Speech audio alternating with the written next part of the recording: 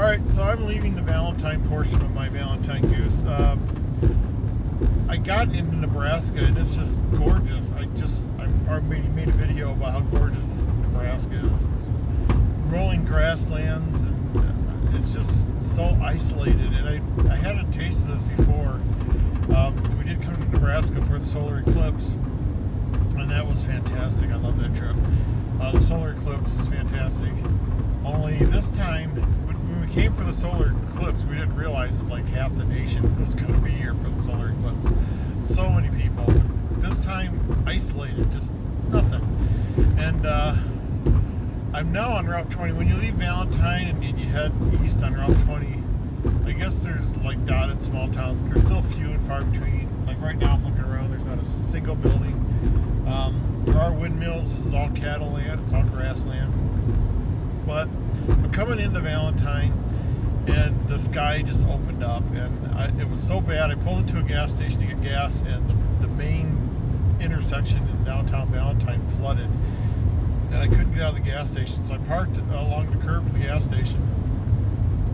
And like, it must have been good old boy time because they were all taking their great big high four-wheel drives and just driving back and forth through the water. They must have been trying to prove to each other, you know, who had the better truck to go through water. So I waited for a while and, you know, there's no sign of the rain stopping or the water going down. I started checking Google, and Google actually suggested taking these back roads. And some of the back roads are flooded, and then I get to the road it's going to take me to where I'm going, and it says, you know, this road is, there's a big, you know, one of those big yellow emergency signs that said this road is washed out at mile marker 109. So I did some quick math, and I was like, oh, well, I'm turning at mile marker 119, so it's 10 miles before. And so I took my chance, went down there. And I got to the campsite. Well, first of all, I got to the National Forest. And, you know, from the description, you know, it's free range camping and stuff, but all the roads were fenced in. And there were cattle grazing. So if you hop the fence to go free range camping, you're camping with the cattle. And it didn't make any sense to me whatsoever. And the few trails I saw that went off, like, into the grasslands were so sandy, and of course it's been raining, so it's wet sand. A few places were just like total mud, and I'm like, no, I'm not taking my chances on that. And besides that, who wants to be out with a bunch of cows? But there was a campground, so I'll take my chance at the campground. It's Sunday night, who's going to be there? Get to the campground, there's one other car there, like a big truck hauling horses, and they had their horses corralled. I don't know if they carry the corral with them or it's part of the campground, but they had about 4 horses, and it looked like a whole family. There was little kids and stuff, so I drove all the way back to the back of the campground and found a spot, and we were the only 2 people there, and of course I never saw them. The problem is there were so many mosquitoes. I mean, there were actual clouds of mosquitoes. So you couldn't do anything. I mean, I still smell like DEET. I've washed and I've changed my clothes, but I still smell like DEET. And it just, you couldn't do nothing. I couldn't, not only that, but I don't know if you can tell up my windows and stuff, but out there, it's been constant cloud cover from horizon to horizon. There hasn't been a break in the clouds, so there was no stargazing, and there was only a sliver of the moon that was hidden by the clouds, so it was pitch black dark. Now I thought I would be terrified all night long because I hate sleeping on the ground. I hate being in the woods alone. It's just terrifying. I've done it before out of necessity, and usually up in the mountains where there's bears and stuff. I had no idea what's here in Nebraska, but I felt a little safer. But man, I had to get in the car. The mosquitoes are just insane. When I was driving out, they were so thick, it sounded like rain on the car. It literally sounded like it was raining out, but it was just the number of mosquitoes hitting the windshield. So, yeah, that was a bust. One of the things I wanted to do when I went there, it was a place I found on the satellite images where where the trees formed a perfect square. And whenever I see something like that, I'm like, oh, I gotta go there and find out why do these trees form a perfect square. But of course, I got to where the trees formed a perfect square, and it was sandy and muddy, and the whole area is swampland, and there's cows everywhere. I'm like, how is this a national park? You know, if you got a national park and you're going to allow free-range cattle on it, it kind of negates the whole thing. But anyway, so kind of a miserable night. I left right as soon as the sun started coming up. I got up. I kind of took a shower with my water bottle. I just leaned over the picnic table and washed my hair and my face. Even in the morning, the mosquitoes were so thick. I did that as soon as I could. And also, I want to mention that mosquitoes bite me. That it doesn't really affect me. I know, like with my grandkids, they get welts and like big red blotches from mosquito bites. But you know, if a mosquito bites me, I hardly notice. But it's the buzzing around the face. And at one point, I was trying to drink water, and I couldn't even open my mouth to drink the water. And no, that was enough. So I spent the night. Got right out at dawn. So now I'm heading to another place that I found. You know, I've studied the family history for a long time. I've gotten, you know, I have birth certificates and death certificates going way back to my great-great-grandfather. And I have pictures of everyone's graves.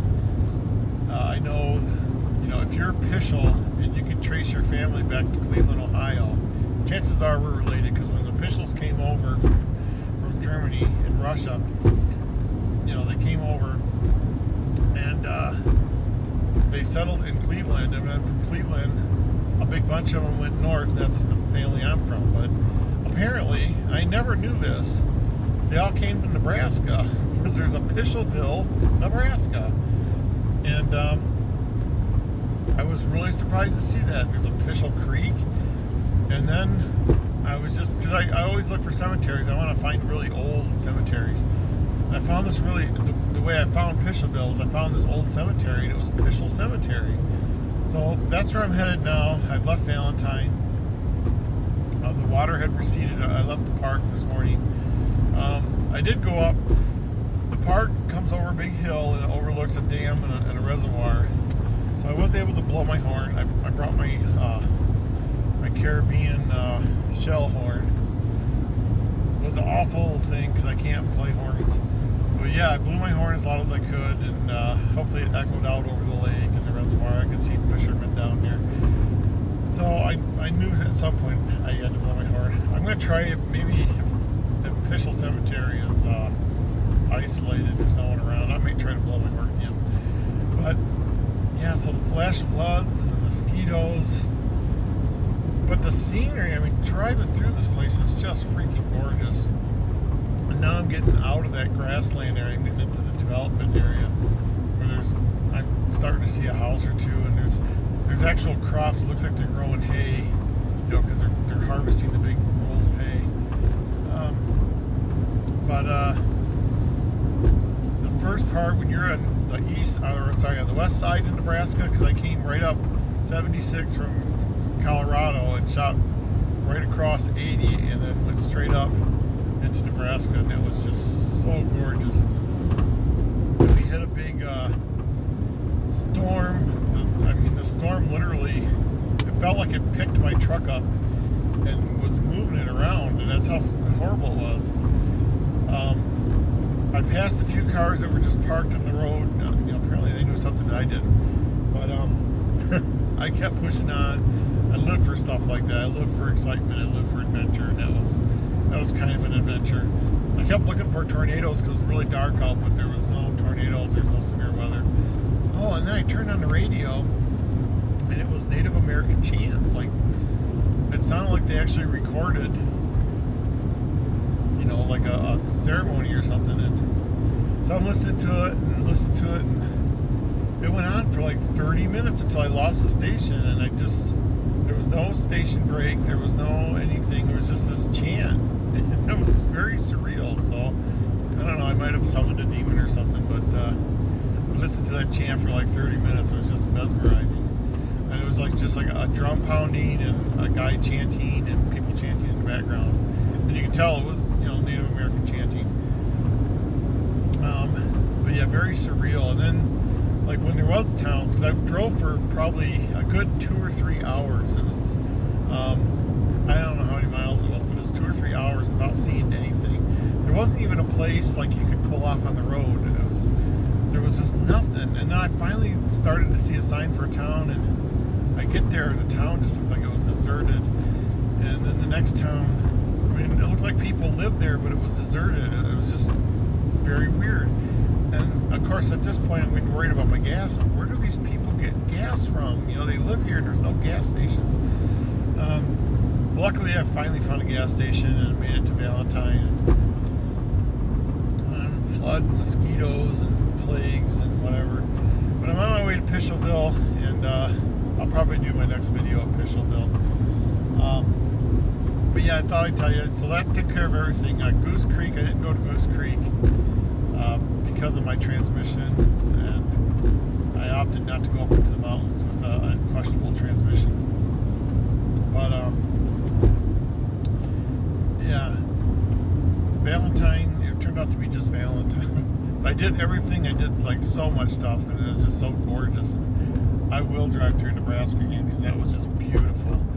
And I'm coming into another little town here. Again, this one has a gas station, I guess. But it just looks like this place was dropped here by a tornado. But cool old cars just rotting in the wood. It's just crazy. But anyway, I'm going to sign off. I'm heading to Pishelville and Pishel Cemetery.